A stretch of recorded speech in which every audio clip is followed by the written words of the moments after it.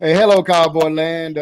This is B-Bird Cowboys coming on with you again. I got a special guest here. We're going to do a year-end review of the Dallas Cowboys. I got a special guest. It's my son, Bryce.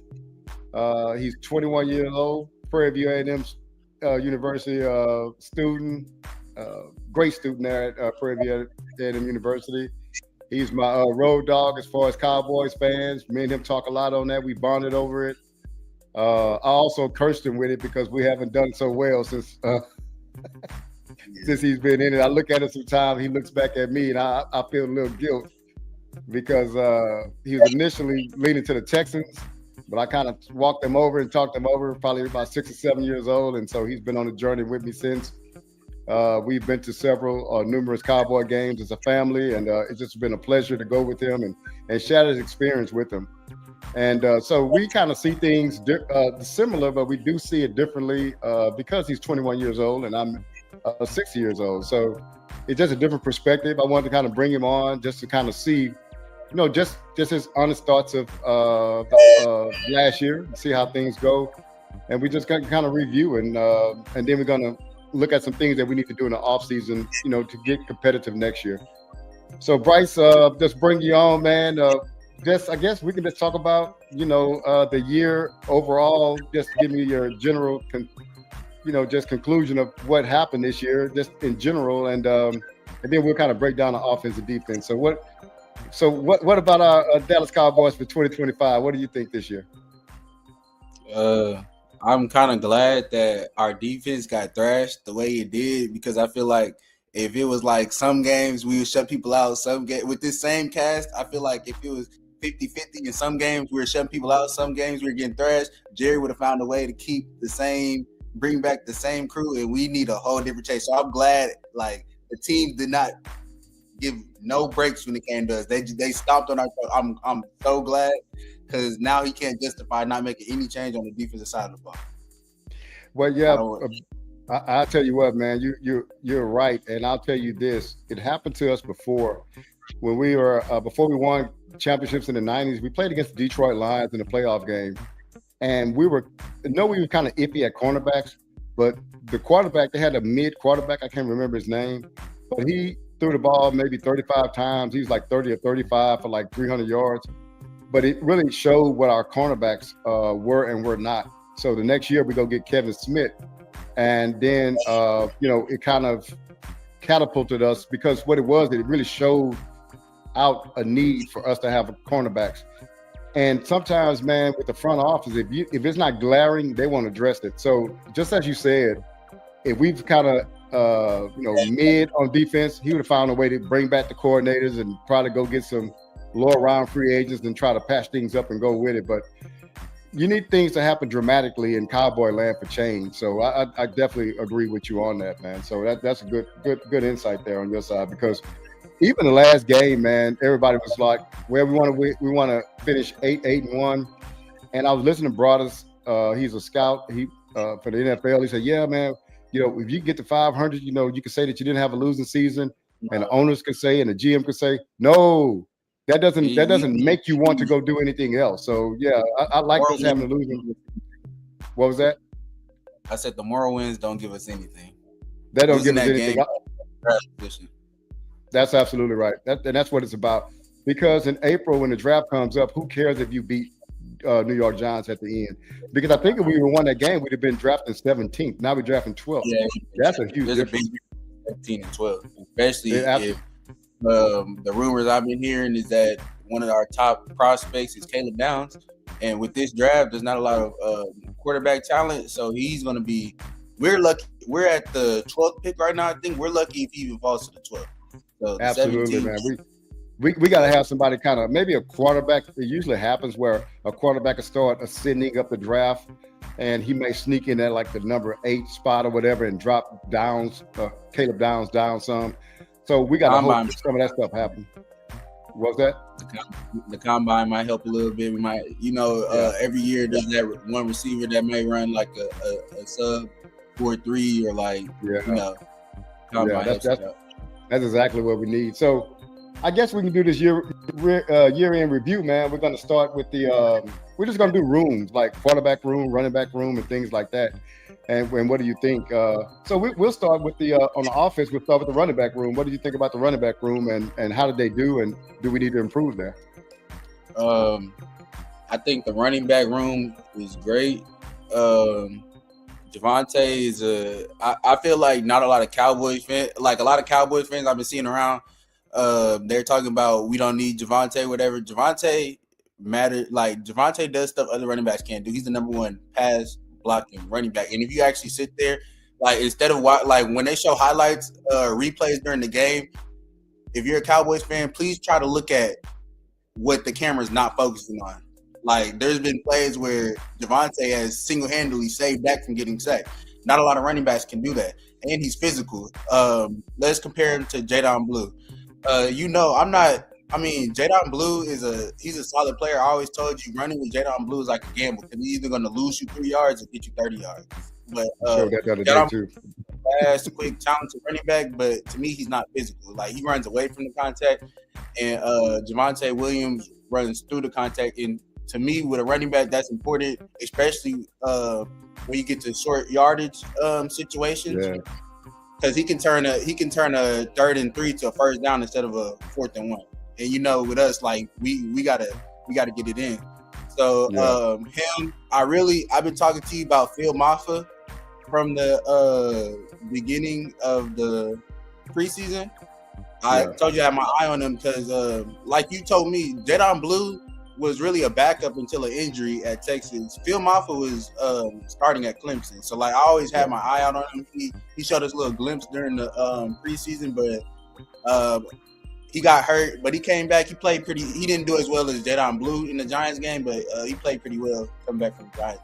So I feel like the running back room is pretty set. I think so too, and I'll tell you what, man. So when you take Jadon Blue's first half, he was outstanding. Second half, he struggled. But Maffa, in his time there, man, he was running. You looked over at me after he had a couple of good runs, and you're supposed to because that's your guy. He was physical, man, and everything when he hit it, he went forward with it. It wasn't no going backwards. Too much. My only problem with Jadon Blue, because like I said, if he could fix this, to me he'll be a really good running back. But like, there's certain running backs where the offensive line can do the job or the running back can do the job. I feel like Javonte Williams, the whole O-line could collapse, the D-line could collapse on him, and he's still going to find a way to get back to the line of scrimmage. Jadon Blue's going to start going to the side, probably, giving up. And I feel like Phil Maffa is kind of that same way though. He's gonna fight back to the line of scrimmage. Yeah. But I don't. It's really just play style because Jadon Blue's more of a receiving and a scat back. So I understand it. It's like it's on him. And let me tell you something. I got stats to back up what you're saying about Javonte because it was like the 7th or 8th game. They had a stat that came out that said he only had 1 carry for a loss of yards. So like he don't lose yards. And I tell you what, when I watched the second half with Jadon Blue in. There's several times where he lost yards because he's trying to get out of it with speed, and you can't run away from a lot of that stuff. And Phil Maffa, man, to be honest with you, I would say that he had as good of a game as Jadon Blue because he had less burn than Jadon Blue. Jadon Blue was basically our running back won that game, and it wasn't really like we didn't really start seeing Phil Maffa till like the 3rd quarter. Yeah. So we're good on it. I guess only thing we could say about the running back room is Javonte Williams is a free agent, and I guess we want him back, but it just depends on what his asking price is. If it's something that's good for both him and the Cowboys, then we definitely want him back. Some of these things are contingent upon contract. To be honest with you, so we'll go to wide receivers. Go on. I'm sorry. Yeah. All right, no, you continue. Nah, yes, I'm going on, man. I was going to say, you said it depends on the contracts. I said, who the number one priority on my list is? George Pickens. You gotta get. I already know, man. Hey, tell you what, that's a good not crossover or whatever the word is to the next segment because we're going to wide receivers next. Okay, we got. I think that room is one of the best rooms, along with the defensive tackle room. But I wouldn't switch that. The only thing I would do is to probably cut some salary. Jalen Tolbert. To me, he has to go. Ryan Flournoy shows that he's more productive on the field than him. Absolutely. And I want a lot of Cowboys fans to stop this. Stop trying to say, "Oh, we don't need CD because we have George Pickens," or "We don't need George Pickens because we have CD." Both of them have played the way that they played this year because each other was across. Like they have. It's not very often where NFL defense has two receivers that could be a number one on any other team to worry about at the same time on the defense. We have something special in the receiver room, and it opens up everything. It opens up the run game. It makes it to where we don't need a Jonathan Taylor or Saquon Barkley to run the ball because they have so much to worry about. So I feel like our number one priority as far as keeping the offense, if we want the offense to be the same way it was, we got to get George Pickens back. Yeah, well, we hadn't got to that yet. I guess that's the point you want. Hey, let me tell y'all something. The point that Bryce is on this podcast for is the if you don't get it yet, is we must sign George Pickens back. Yeah.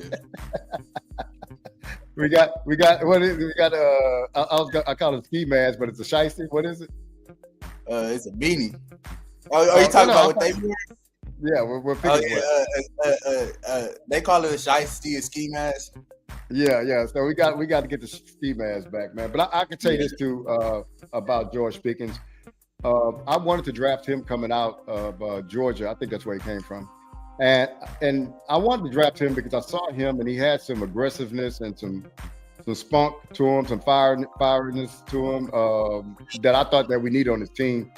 And so, but Pittsburgh did sign him, and he's been everything I thought he would be in Pittsburgh with bad quarterback play. So I understood that when he came here with good quarterback play, what he's going to become. Now, the only thing I can say is, and I tell everybody this, the day that he was drafted, I just wondered why we didn't contingent upon trade for him. I was wondering why we didn't make it contingent upon the trade that he had signed a contract prior to. Everybody was like, "Well, we need to see what we can do." I wouldn't sign him. Now look at the position we're in. Everybody that has seen George Pickens play football already knew what he was going to do across from CeeDee Lamb and with Dak Prescott at quarterback. To be honest, we're if we want to be honest, we brought him in as a wide receiver too. I mean, we know at least he was going to play to a wide receiver 2 level to where we could sign him for a contract. You know what I'm saying? Yeah, I just think I think we missed it on that one, but we'll see how it goes. So let's talk about Ryan Flournoy. Just a thumbs up or thumbs down on him. Great, thumbs up. Yeah. Okay. Jonathan Mingo. Thumbs down. Yeah, I agree. Jalen Tolbert. Thumbs down. Okay. Well, here's one here that's kind of interesting. Thumbs up. I know it's a love-hate relationship with Turpin, but I feel like he's a weapon when we learn how to we can't give him too much of a role, but we can't give him too little of a role. I feel like he's a good gadget. We can bring him in, run jet sweeps, or you know what I'm saying? The play against Philly where he took 50 yards. He has potential, but we can't bring him out there like he's one of our best 3 receivers because he's not. But he's he's a playmaker for sure, but he's not one of our best 3 receivers. I definitely CD, George, Flournoy is our 3, and then from that point on, hold on 1 second, and then kind of mix in Turpin a little bit. I think that's where we go from here.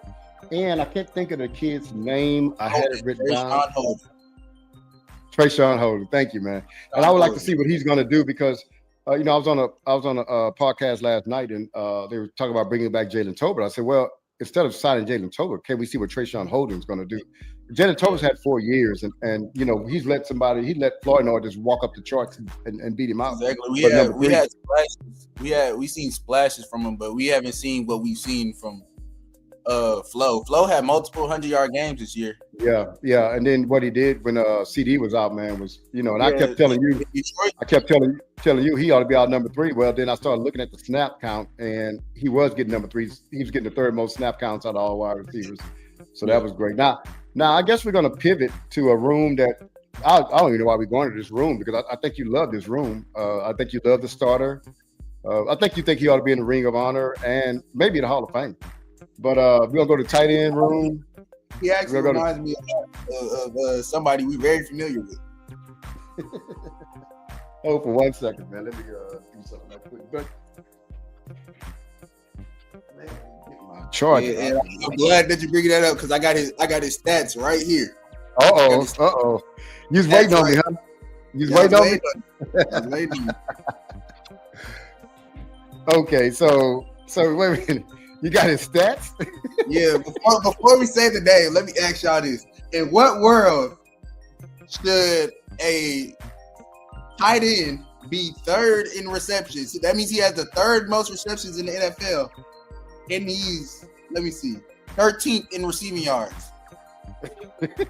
That's terrible. Like, I'm sorry, that's terrible. He's 24th in catch rate. Like, let me not dive too deep into his stats, but okay, just you go ahead and introduce him. Well, we got a guy that I think, man, to be honest with you, he's on track. Jake Ferguson's on track for Ring of Honor, probably gold jacket. I mean, all the things that you could do. All you do is keep the right track on that he's going on right now. And I think I just think in this room right here, man. I mean, he's when you talk about Travis Kelce and you talk about guys like that, you have to mention Jake Ferguson inside. You can't tie Travis Kelce's shoes. So needless to say, my son does not like Jake Ferguson, man, at all. And it wasn't always this way, like before, because I really, with Cowboys players, I don't have a problem with them, but like I see stuff early, and I tell my dad, I'll be like, all right, now watch him, and most of the time, like it's never anything personal. It's always I see something, and it's what it is. So at the beginning of the year in the Eagles game, I noticed that like we were doing those little QB roll. I know y'all know when we do the QB rollouts and we had the tight end go flat. And that used to be Dak's bread and butter with Ferguson, because Dak would get to Ferguson would get like 5-6 yards. That's cool. First game, Ferguson was like he's getting tackled after 2 yards, and it's like I understand if it's not covered, but you have a cornerback or a safety coming down to get you. What is Ferguson, like 6'5", 200 something? He shouldn't be able to bring you down that easily, because if that was the case, then we can go ahead and roll out and get the ball to Turpin. Yeah. If you just don't let one dude tackle you. So needless to say that, and I think what we did, man, kind of made a mistake here. We did sign him to a contract in the offseason. We probably should have waited on that. But he's going to be here. But one of the things I think that we'll talk about this. So we're going to skip over our number 2 tight end. We'll go to our number 3 and just thumbs up, and if you have something to comment about him. Brevin Spanford, what do you think about him? Great. He's a good pass blocker, and he's I'm not gonna say, I mean, he showed us pretty good signs this year, but like it's bad when you can get your tight end 3 to come do exactly what your tight end 1 does. And I kind of feel like that was part of why, like, he would come in, show flashes, and they'll get him off the field. That's kind of, I feel like he was kind of kept off the field for that reason, because he kind of exposes that, like, hey, you're paying this dude so a year, and we got the tight end 3 doing the same thing that he's doing. All Jake Ferguson has been doing this year is catching the ball. He hasn't been able to do anything after the catch. And and the thing about that, though, the thing about that is that his injury was a concussion. It wasn't a leg injury. I don't understand where the fall off came from, because when you bring up that stat about him having the most catches but the 13th most yards, I think that is kind of crazy, man. So so we'll just see. And I guess I'll ask you about Luke Schoonmaker, our number 2. Just thumbs up or thumbs down on him. Thumbs up, as long as I feel like he's a number 2. I mean, he's definitely improved, because when he first came into the league, when we first drafted him, because I remember we drafted him the same year that Darnell Washington was in the draft, and I was mad about that. I know. I remember that. Darnell Washington was even off the board. So I already had it out for him, and then like he started playing, he was dropping balls and stuff. So like I was out on him, but like this year, when he got subbed in, he been doing good, holding his own weight. I just feel like the main problem in the tight end room is that overpaid Ferguson. That's not doing anything. Definitely. So, well, the thing about it is at the start of the season, I think, well, my son's kind of over exaggerating, but then as you think about it, man. So what if you gave Brevin Spanford the same run that you gave Jake Ferguson, you probably get the same production. It just you'll get more. I can almost guarantee you and put everything on the line that if you gave exactly the amount of receptions to Spanford that you gave to Ferguson, Spanford would for sure be like top 5 in yards because we seen him. He can move. We seen. That's why I don't get what happened with Ferguson because Ferguson used to Euro step people. I seen him pull a basketball move against the Eagles. He hurdles people, but like he just all out of nowhere. And then on top of that, he was fumbling this year in key moments. Whoa, he fumbled a lot, man. He fumbled a lot. Why are you? But my thing is that why are you fumbling? Because I understand if you're a threat to take it 60 yards, you're not. So why are you even like? Why are you fumbling to gain 3 yards? Yeah, I don't get it. Yeah, you're right. So if you're gonna be a possession tight end, you might as well grab the ball with 2 hands every time because you ain't going nowhere anyway. If we going to get a tight end that just catches everything, get no yards, tell Jason Witten to get out the booth and bring him back. If we gonna do that, like honestly, because I trust Jason Witten's hands more than his. Yeah, I agree. So we'll say that you're down on Ferguson. You got 2 thumbs up for Luke and Brevin Spanford, correct? Yeah, and we're gonna come back to whenever we review the defensive side of the ball, we're gonna come back to Ferguson. Okay. Because I have you got some. You don't want to do it now. You want to wait? I mean, because we got to get to the cornerback room first before I can say it. Okay. So we'll go tackles. We'll go Tyler Smith, and then we'll go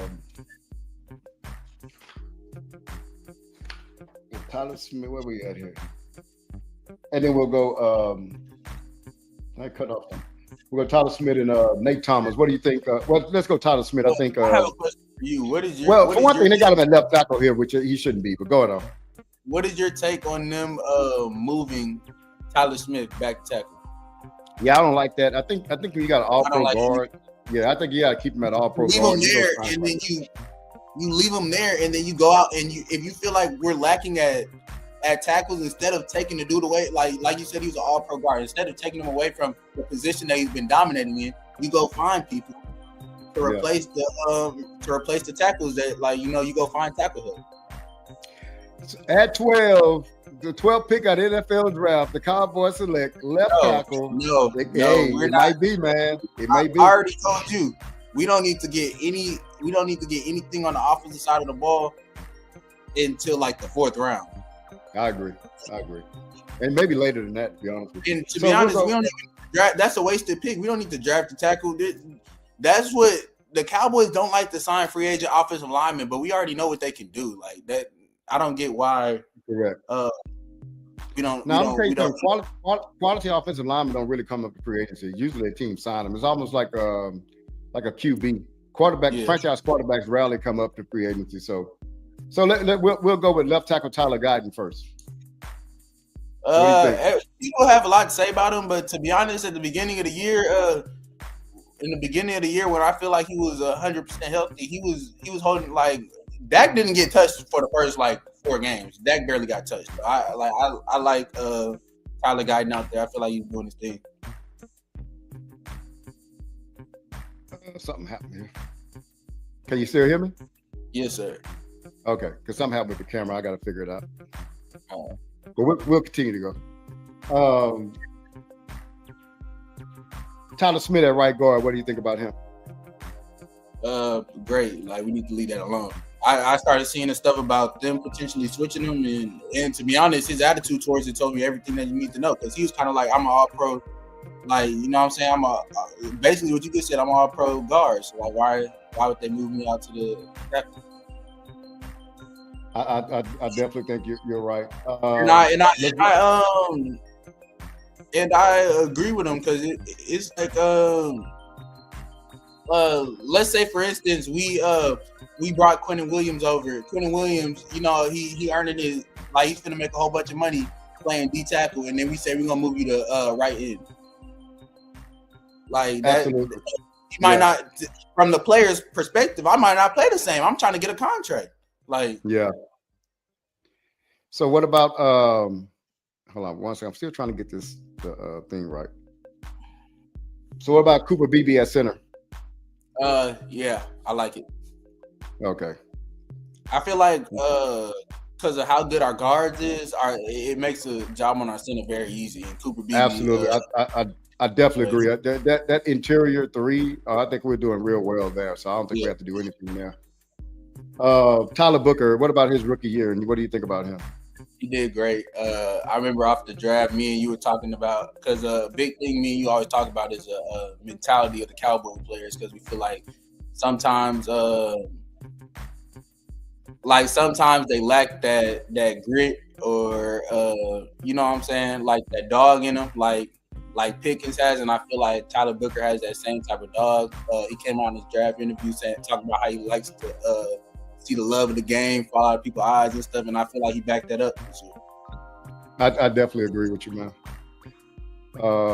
I'm still trying to work on this, get my thing up, man. So let me see which one we got. Who we got left? A right tackle. What's our right tackle? You heard that? You heard that? I did. You want me to go get it? I go get it. I don't think there's nobody there. Hey, so what were you going to talk about earlier with the so talk a little bit about, I'm going to go get it, and talk a little bit about our offense as a whole. What do you thought this year? Did we need some improvement, or what do you see improvement in it? I know we scored a lot of points, but do you see any place where we can improve? And I'm gonna let you take that. I'm gonna go get the door. Yeah. So like, I feel like our offense did pretty good. Goal line, I feel like, or once we started getting inside the 20, we didn't finish a lot of drives, and I noticed that we kind of got spoiled with Aubrey, because sometimes when we get inside the 50, we were kind of less aggressive.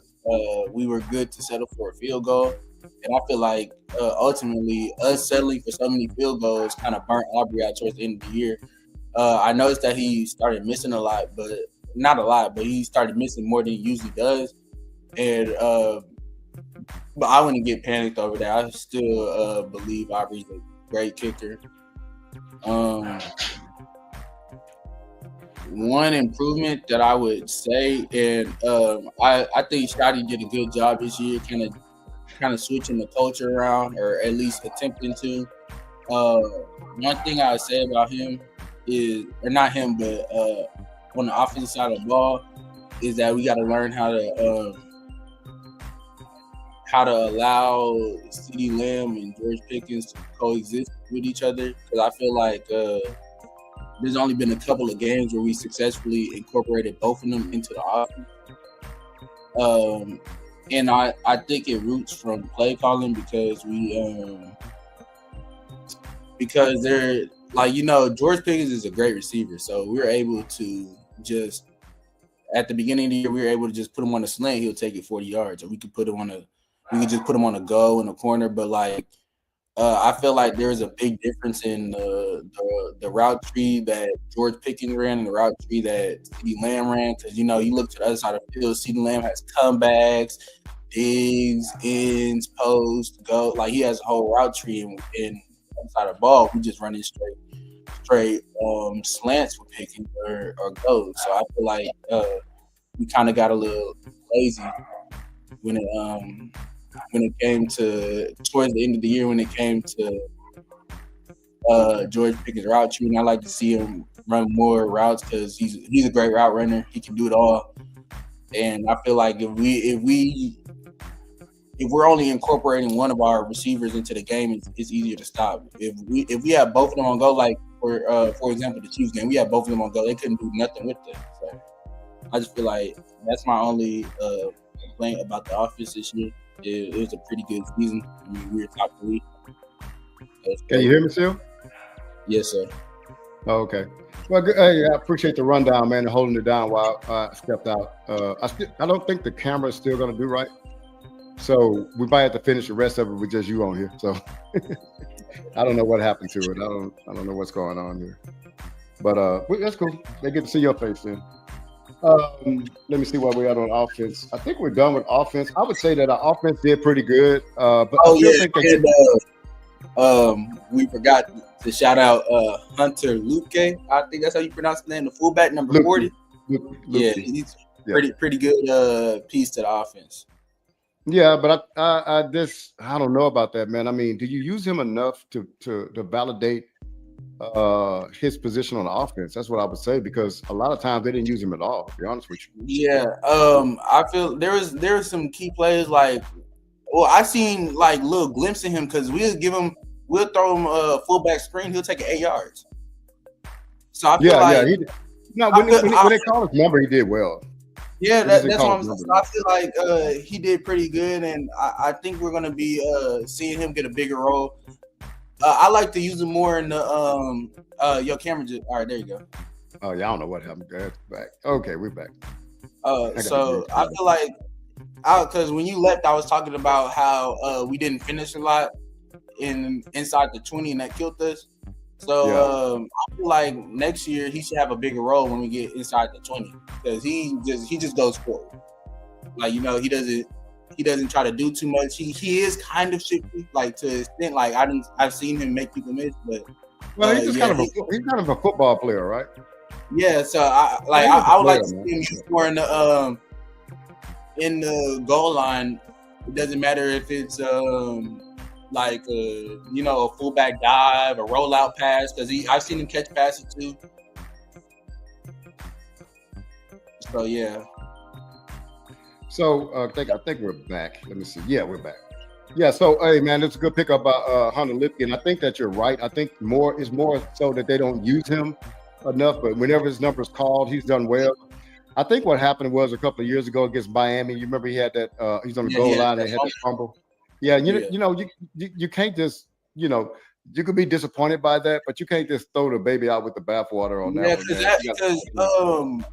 that was like that was early on where to my knowledge, that season, that was his first time. The first time his number was called. Yeah, especially at the goal line, I can tell you that. But so, yeah, and I was kind of mixed up here with the camera, but I would just say that. Tyler Guyton, like you said, I didn't get a comment on him. I have a thumbs up for him. I don't think you should give up on him yet. Now, what I think they might be doing is trying to move Guyton to right tackle for Steele, and then try to put isn't that what he played in college? That's what he played in college, yeah. And so, but I still don't like moving Tyler Smith over there, because I think you might get an okay left tackle. Now you still you don't have that inside. Yeah. You rather keep that A+. Yeah. So, hey man, we're gonna pivot to one right here. So let's go special teams. We'll go Brandon Aubrey. What do you think about him as a kicker? I was just talking about him because I said when you told me to just give my final thoughts on the offense, I was talking about how I feel like a lot of times, because of how good of a kicker Brandon Aubrey was, we would settle. Like once we got inside the 50, we would just settle, or like we'll kind of exhale thinking, we got points. So that cost him to kick a lot. And I'm not going to say for sure, because I would have to go look at the stats, but I feel like Brandon Aubrey kicked a lot, more than probably an average another team's kicker would. So to be honest, like I said I would not panic over his misses over the past weeks, because at the end of the day, he probably burnt out, And I still believe he's a good kicker. I'm not panicking, because I seen a bad kicker. We seen it in the playoffs that year. We played Tom Brady and I remember that we missed an extra points. When it gets bad, it gets bad. We seen it this year with Young Goku. He kicked the ground. So like I would just not really mess with that, because a good kicker is a hard thing to find. Yeah, especially one Brandon Aubrey's caliber. He got it to the point to where if it's 63 for the game, go ahead and let him kick it. Other teams have to try to throw a quick out route to get some more yards. So he went from 100 to a 92. It's still an 8. Yeah. You know what I'm saying? So I definitely agree with you on that. Then we'll go to I'm gonna tell you what. Okay, so we're gonna go. What do you think about Kevontae Turpin returning kicks? I feel like we were spoiled because whenever he first came into the league, and I think wasn't when he first came into the league, we didn't have the new kickoff formation yet. Correct, we didn't have it. Yeah. Okay, so he whenever we had the old kickoff formation, he was getting average. He was leading the league in average yards per return. But I feel like this new kickoff formation kind of threw him off. But I still think he's a good returner. One thing that has always got me about him though is like I feel like he gets flustered, like and sometimes like he can break one, but sometimes in the situation he'll make the wrong cut or he'll trip or like what I'm saying. But I mean you got to take what you can get because like he has the potential to take it. Like if a team sleeps on him, he has the potential to take it all the way. One thing that always has me like a little sour about him is that one return in San Francisco. It was 12. It was 12-19. Yeah. Third, I don't know if it's the beginning of the third or the fourth, but he had it and he could have cut right, but he spun into the dude. So like that's why I'm saying sometimes he gets flustered, and I always had that in my mind with him. So one thing now I can say this. So he had 2 illegal fair catch signals this year, right? Mm-hmm. And the rest of the league had 1. Then we led the league of drives starting inside the 5 because you let the ball bounce. So those are 2 things there that messes, because if you get the ball inside the 5 and you don't get a first down, then the team is automatically in field goal position. Are you talking about on punts? On punts, yeah, I'm sorry, on punts. And so so that's the decision making there, like with the bad fair catch signals and the letting the ball bounce and starting at the 2-yard line.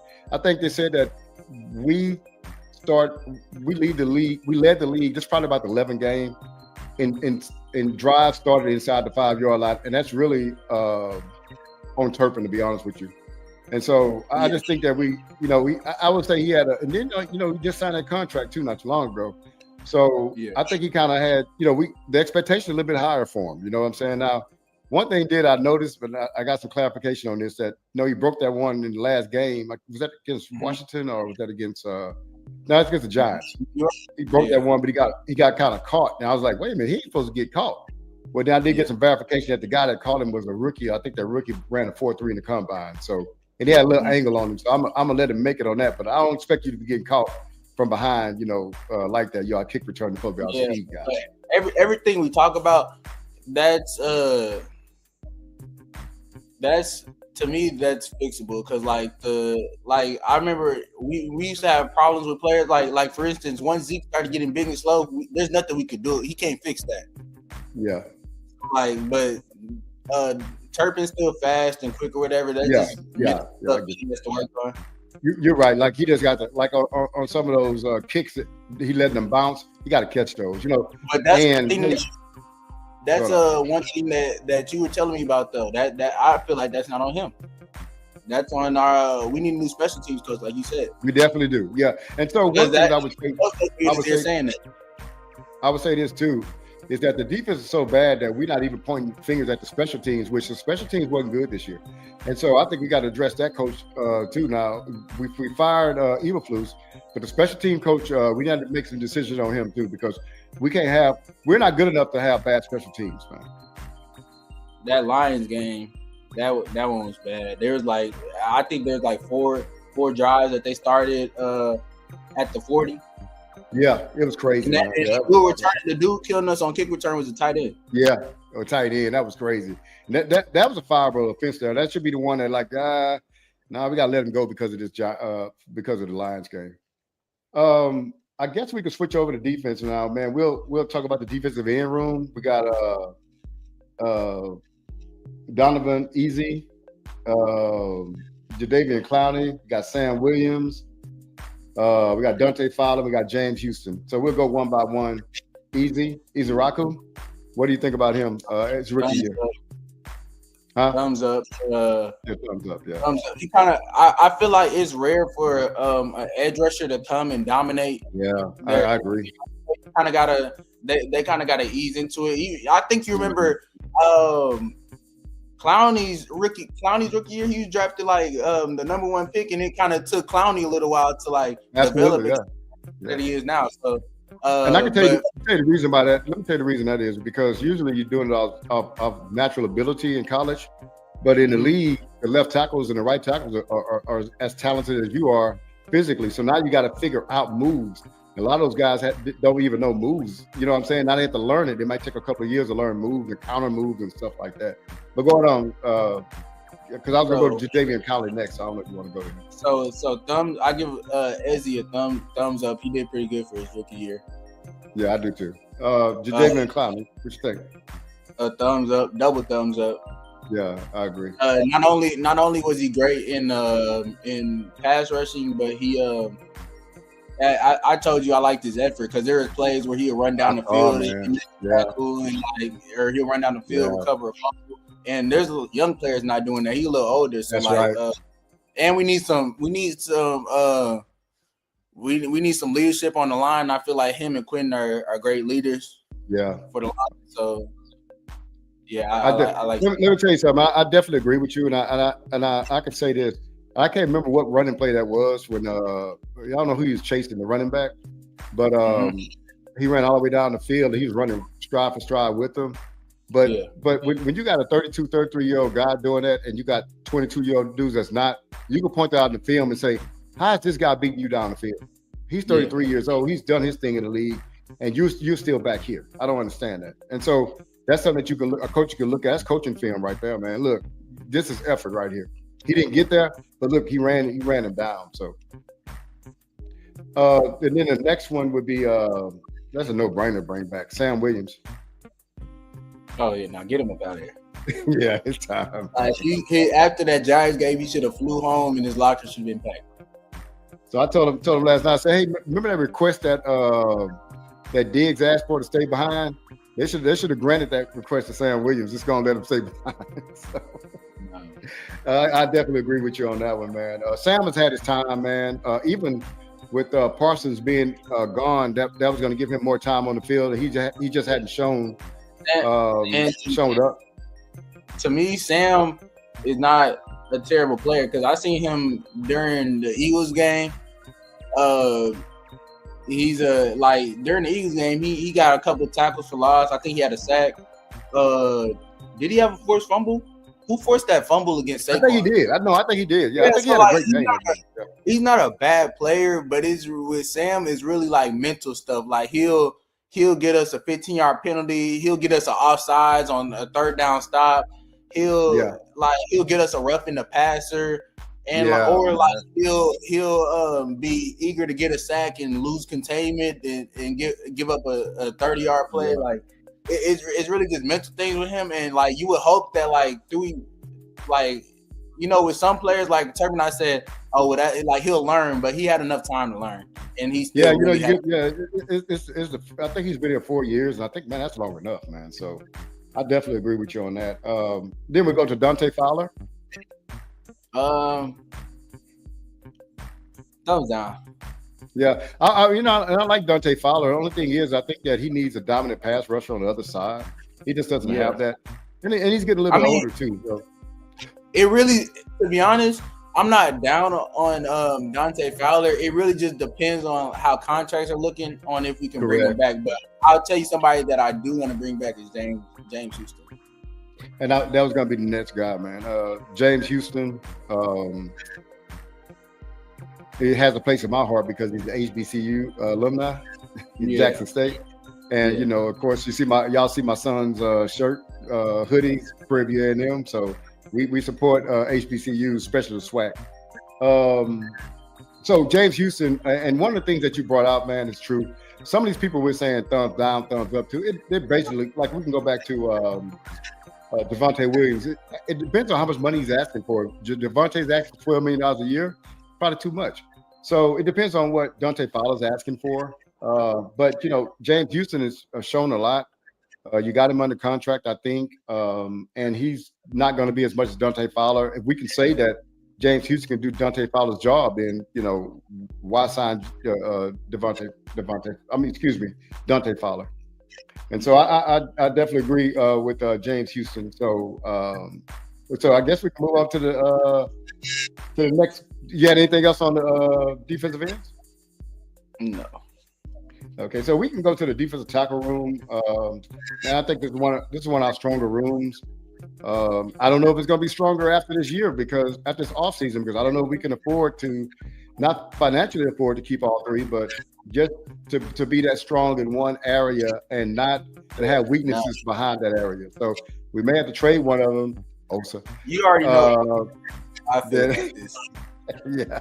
Hey, we had to trade somebody and then just, somebody give us a starting Pro Bowl level linebacker for Osa. I mean, that'd be great, man. So we can take Quentin Williams and Kenny Clark and just say they're thumbs up, A+ guys, and then we'll just move to the next one.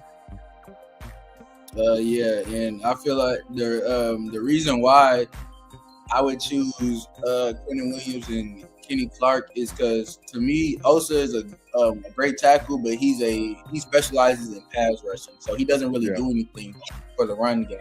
And to me, Kenny Clark and Quentin Williams can do both.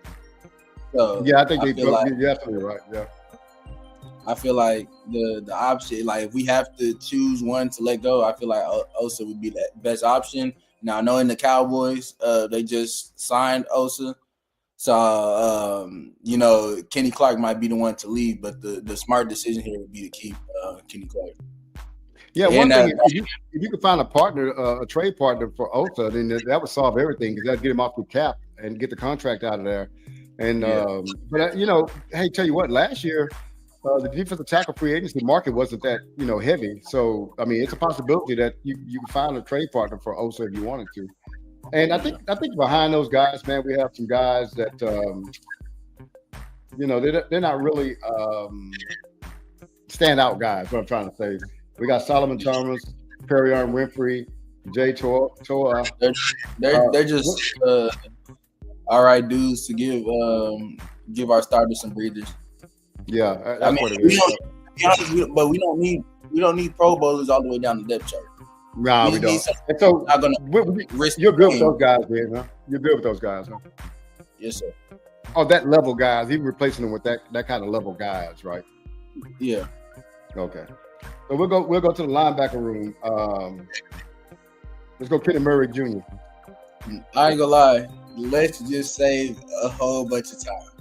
The only person in that linebacker room that needs to come back is Demarion Overshawn. Well, what about Shamar James, man, and Maris Learfowl? Okay, yeah, no, I forgot about Shamar. Shamar James is a nice rotational piece, but Kenneth Murray needs to be banned from the league. Okay, no, I got a sleeper for you too. Who? How about Sanborn? I know you love him. He needs to be banned. They need to both be banned from the league. And the whole league? Yes, the whole league. I don't even want to watch them play football anymore. And then we got Logan Wilson. He needs to go back. He needs to go back to Cincinnati. None of them. And it's not even on them. The game has changed a little bit, and used to be able to be like a James Harrison, where you just a hitter. You know what I'm saying? Like no run gets past you, but now you have to have versatility to play linebacker in the NFL. You got to be able to defend the pass, and all three of the dudes that I just named can't defend the pass at all, and they can't move. Well, we got one more person I would actually ask you about, Maris Learfowl. What do you think about Learfowl?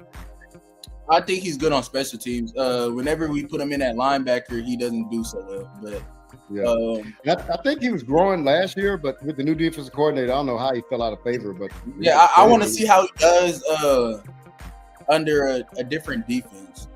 Yeah, I definitely do too. I hope everybody gets just a good start next year. Because I feel like he'd be if we get a coordinator, like let's say for instance Brian Flores, if we get somebody that likes to actually blitz, I feel like he'd be a great blitzer because he comes in, he's one of those players, he doesn't think, he just comes in head first like a dart. Yeah, like he'd probably be good at on the blitz or something like that. And so I would only thing I would disagree with you on is DeMarion Overshawn, and I told you before with that, hey, if you can't make the team, I don't care how good you are. I don't care what kind of, he's a good guy and he plays well while he's there.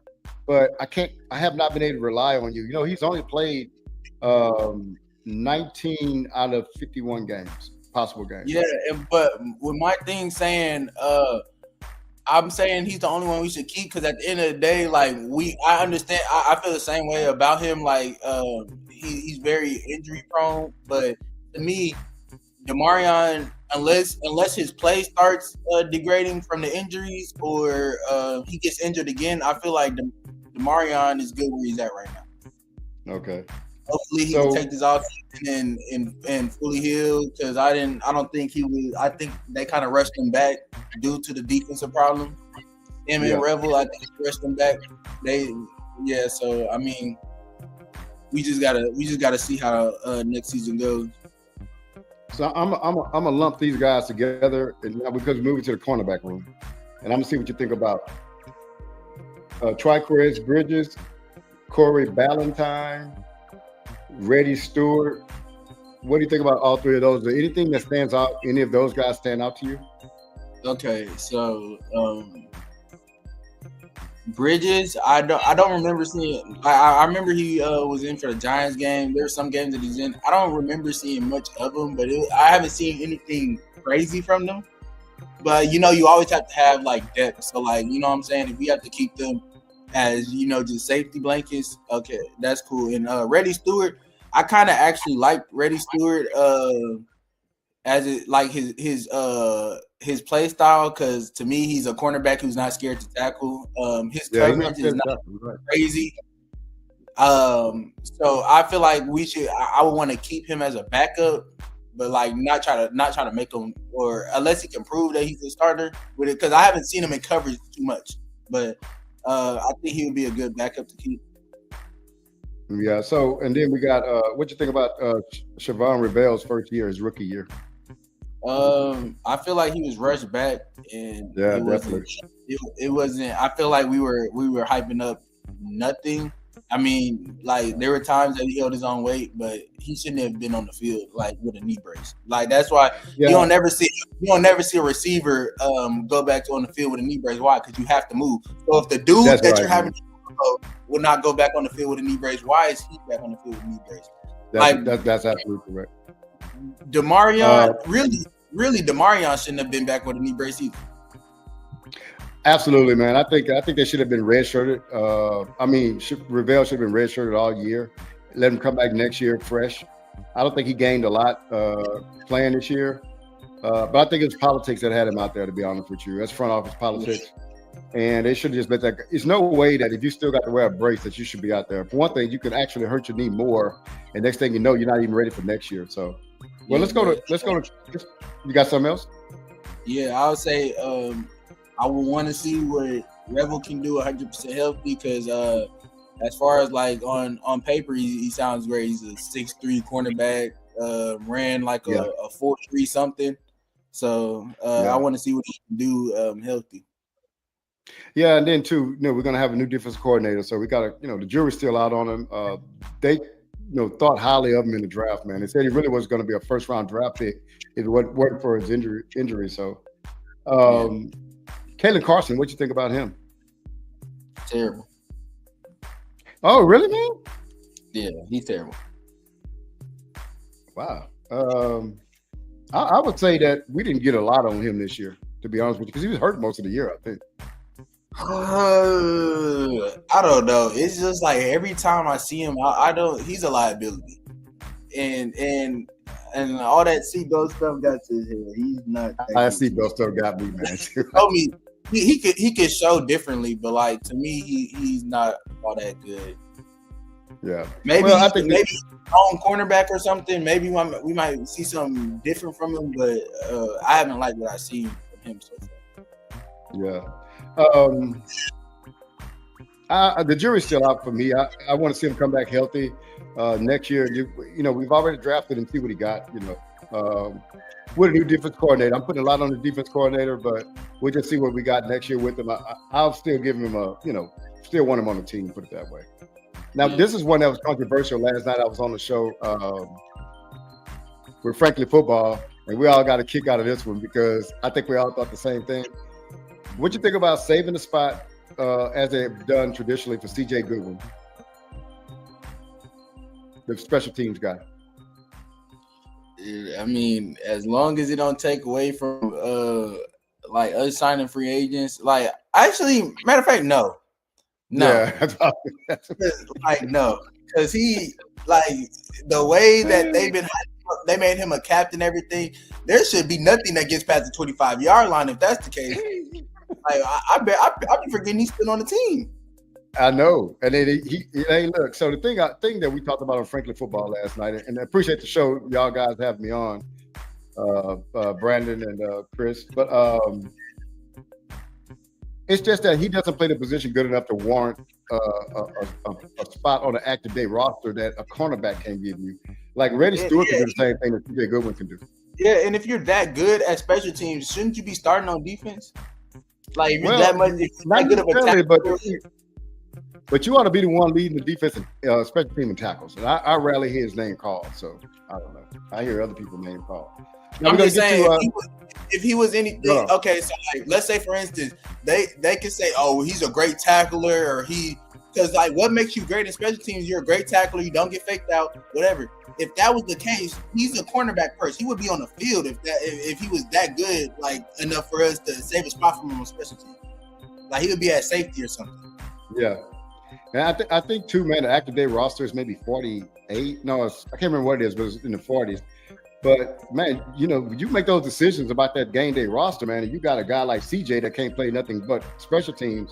You're really taking out maybe a wide receiver or a cornerback or another lineman or linebacker that's being inactive because of him, which those linebackers can do the same thing that he can do. So there's nothing that CJ can do that Maris Leofow or Shamar James can't do. So yeah, I just think we wasted a position there. I've been thinking that for the last couple of years, to be totally honest with you. It's okay if we move on to safety because I think that's the area that I want to move on from everybody. So we'll go Donovan Wilson. What do you think about Donovan Wilson? Clean house.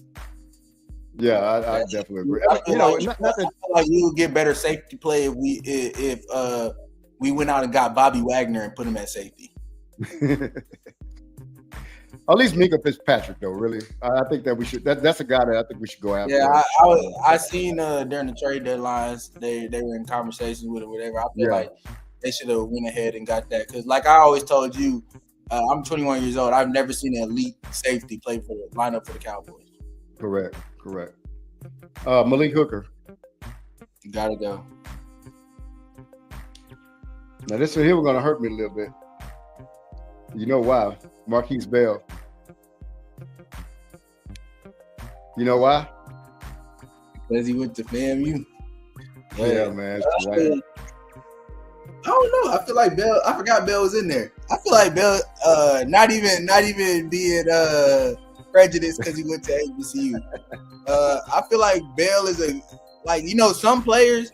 Bell, our problem with Bell is that we tried to put him on our starting defense at linebacker, and now everybody has this image of him. That's right. He's a good there's some players that are good like backups. Like we could sub them in, they do their job, and get out, or somebody get hurt, they come do their job. I feel like he's a good backup. Yeah, I think you're right, man. I would make a move on him because, like you said, it depends on what his contract is. I mean, if it's something that's pretty low. And you bring a guy like that back because you're not, hopefully we get different starters this year because I think we need some range in that secondary and that safety position we hadn't had. And so we're going to almost wrap up here, man, because we went through pretty much all the groups. Defense, what do you think about this? What did you think about the defense? You want to give me an overall? I know it's not going to be glowing, but Just what do you think about a review on the defense? What do you think about the 2025 Dallas Cowboy defense? It was historically bad. It made every Sunday a burden to watch. It drove me into a deep depression every time Dak scored a touchdown. I knew I had to watch the defense take the field. Oh man, it was really like that. It was bad. Like Eberflus, I don't ever want to hear that name again.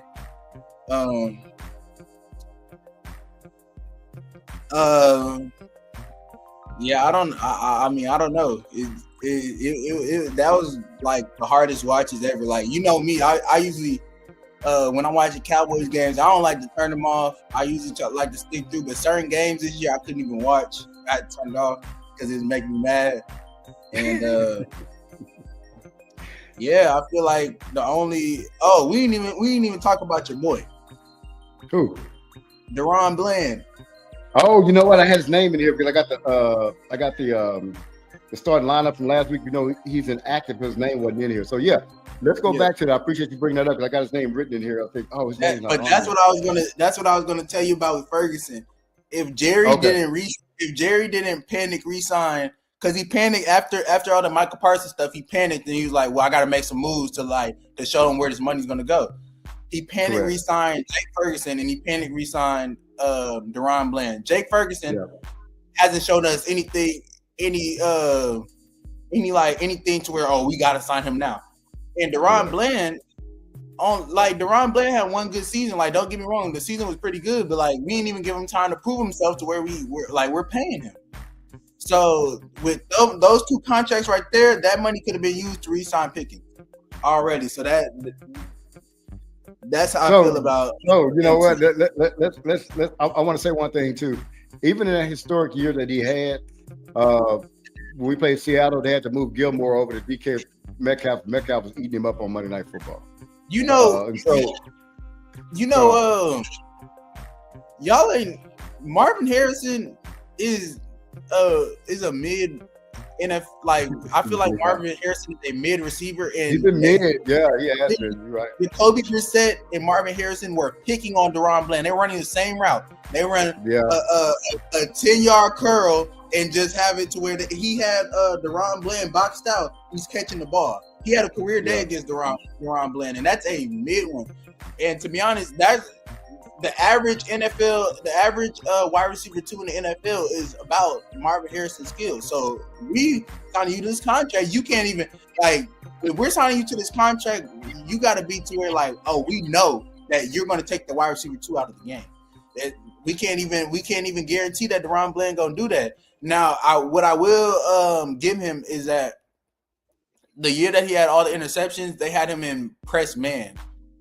So, but and this year they had him a lot of they were Eberflus had the cornerbacks line 10 yards off the ball and stuff. It was just bad. But it's just like added on to that, Bryce, is that he's out. He's going to have another foot surgery, so that's going to be interesting, man. That, and to be honest, he embarrassed me with that Jahmyr Gibbs play. Like, I get it, it's Jahmyr Gibbs, but that man made you crawl to the sideline. And you had him for the stop for the first down. Yeah, he did, man. We needed that stop too in that game, you recall. Yeah, I don't know. To me, I'll give him one more season to prove himself. I wish we would have, because we'd be in a better situation right now contractually. But I wanted to pivot to something that me and you talked about pre this recording. And I asked you what you wanted to talk about. Your first thing was re-signing George Pickens. So I'm gonna give you the floor right now to tell us why we should re-sign George Pickens and why it's a necessity to do it. Go ahead on. You got the floor. Because George Pickens is just he's a very versatile and great receiver, and he's a compliment to CeeDee Lamb. Like, I was telling them with the Chiefs, I feel like a lot of times this year they got lazy with his route tree, but he was good enough to succeed when he was just getting slant routes and go routes. The only game I feel like we properly used both CeeDee Lamb and George Pickens was the Chiefs game. But like you seen what he can do when like he kind of has the floor. Like Panthers game, he kind of do it all. He can run after the catch or whatever everything, and like I just feel like George Pickens elevates this offense. Like I think we're starting to tread towards the NFL trends change, and now the trend is starting to beat two elite receivers on the line. We seen what happened when we just had CD, and I feel like Ryan Flournoy is a good receiver. He's a great receiver, but he's not George Pickens to where you have to think, oh, how are we going to stop 88-3? Like you're not game planning to stop Ryan Flournoy. So I feel like George Pickens should be our top priority before we do anything, because we don't want to take 3 steps forward on the defense and 4 steps back on the offense. We want to keep. I feel like signing George Pickens is a big step on keeping the offense the same way it is. Absolutely, man. I will tell you that I knew that when CD went out, I think me and you may have had a conversation. I said, this actually might be the best thing, because Dak Prescott, he leans on his connection with CeeDee Lamb, and he did that with Brandon Cooks. Anybody. He does that with Ferguson. Yeah. He leans on it, and then you'd be like, well, why Pickens are not getting involved? And it's more because he has CD to throw to. That's his first option. But what happened when CD went out, he had to throw to George Pickens, and then he figured out, this guy can actually play. Oh, I can just throw the ball up and he can make plays. He's making, and so now going back forward, I think that was the best thing for the team, because Dak has to understand that he got to be right-handed and left-handed. Dak will get right-handed and he'll stay on that right hand the whole time. And so I think that was good. Now I do want to re-sign Pickens. I just wish the Cowboys would and Jerry would do this thing in a dignified way. Just contact the agent and just work things out through the agent, man. And just they're so bad. What was that? What are you saying? Well, I've said just keep things out of the media, keep things out of the papers, keep things out of all that kind of stuff. We don't need all that. Just quietly, like the GM did for Detroit. He told Aiden Hutchinson in a private conversation, "Hey, if you show us that you're back 100%, we're going to sign you to a contract." And in Game 6 of this year, the GM walked up to him with a contract. Him and the agent had worked out. They signed a contract for $42 million. It was done in a dignified manner, and it was done quietly. If we can just get that done down here, it'll tell us that make a mark that we're changing our ways instead of dragging our players through the mud. Next thing you know, you got 50% of the fans hate them and 50% of them love them, and it should never be that way. So I just hope that if they're going to sign in, let's do it quietly, let's do it dignified, let's take care of business, keep the emotions out. And when I say keep the emotions out, I'm talking about Jerry Jones, because he gets emotional in his signing. That's what happened with Michael Parsons. So hopefully they can sign Pickens. But going on.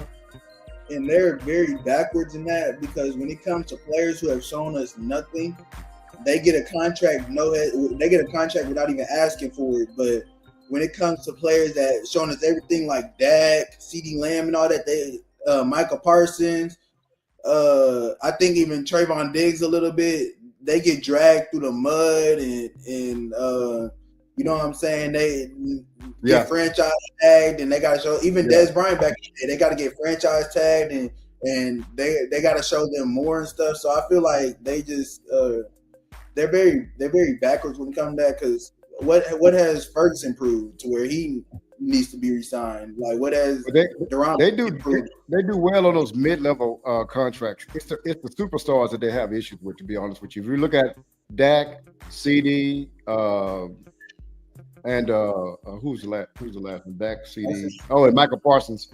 Those contracts were tough ones for them because they got to pay top of the market, and they don't really want to do that. But the market is what the market is. Like even with Pickens, the market is what it is. Hey, if you're smart, you would have signed him prior to him even a trade. They would have signed him at the beginning of the year. It probably would have been a $23-25 million contract. Yeah, now I put it around 28, but it still would have been better than what it's going to be now, to be honest with you. So let's talk about a little bit about some free agencies that I think you had talked about a couple of guys, because if somebody in here interesting that you put in here, it's not going to be a surprise, but it is a good alternate because I'm a big Max Crosby fan. I really want Max Crosby to be here. I think our D line with Clowney on one end, Crosby on the other, and we got our tackles in the middle. I think that's a formidable defensive line. It'll help out with the pass game and everything else. But you brought up the first person that you brought up in free agency was Trey Hendrickson. So, which I think is a great deal, because if you get him, then you don't have to give up a draft pick, right? Yeah, my only thing he's coming off an injury. I like the idea of Crosby coming to the Cowboys, but I don't. If they ask for too much, I don't want to want to get more than first rounder. And to be honest, I really don't even want to get the first rounder.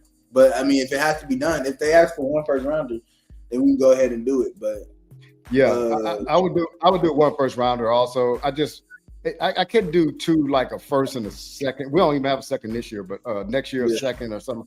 I wouldn't want to do that. I think that's giving away a little bit too much. When I think you can just go and sign Trey Hendrickson to decent money. He ain't gonna ask for like Parsons money or Aiden Hutchinson money because he's older. So, but you got to check his because he's been hurt all year. He's been on IR lately. So you got to check all that out too. So you have some other guys here. Kyle Duggar. Yeah, he's a safety. He just recently moved from the Patriots to the Steelers. I feel like we can't build our whole secondary up in the draft because we need some leadership. But I feel like that'll be a good addition. And one more person that you put in here, Kevin Byard. What do you think about him? He's a solid safety. I feel like he's meant to be a safety number 2. So for that, if we were to get Kevin Byard, I feel like he'll be a good duo with Downs if he falls to the draft pick. But he's not anything crazy. I just feel like we have so many holes on defense that we need to do something to address defense in free agency because we can't do it all. I definitely agree with you. Going on. A lot of people were trying to fill our defensive end vacancy in the draft. They wanted the dude from I think his name is Baines from Miami. Yeah, Miami. Yeah. And they wanted was it the dude from Texas A&M?